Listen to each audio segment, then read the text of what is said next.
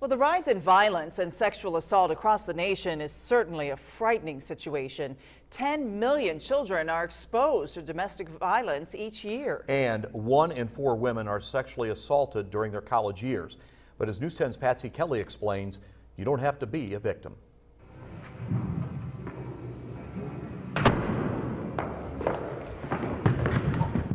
This is a terrifying scene. Unfortunately, it happens every 45 seconds in the United States. The numbers are just as scary. Indiana has the second highest rate of teenage rape and sexual assault in the U.S., and domestic hotlines answer more than 20 calls every hour. It's a scary place out there anymore these days. It's really become a very terrifying world and what's going on.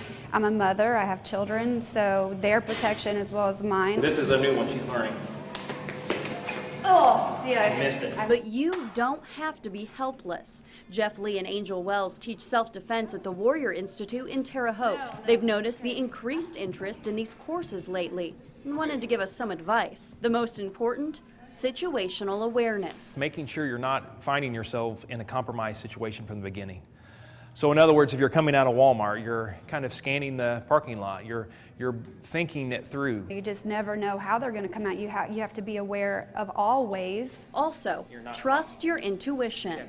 Oftentimes, unfortunately, we ignore that. And when we ignore that, we find ourselves in dangerous positions. And lastly, in a scary domestic situation, you don't have to become a target. Place a reactionary gap. We know that an average person takes about 2 seconds to process a potential dangerous situation. We also know that the average person can cover 3 feet of ground in a second. So you need 2 seconds to process and at least 6 feet to react in a dangerous situation. Their job is a rewarding one, teaching people to protect themselves. Predators continually report that victims that they approached that were aggressive, that began to fight back, they oftentimes would leave them and move on. They want the easy prey. You have options. Don't let victim be one of them.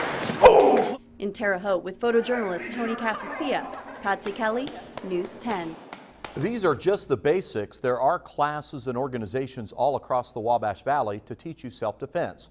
For a list and an extended interview about self-defense, head to this story on our website.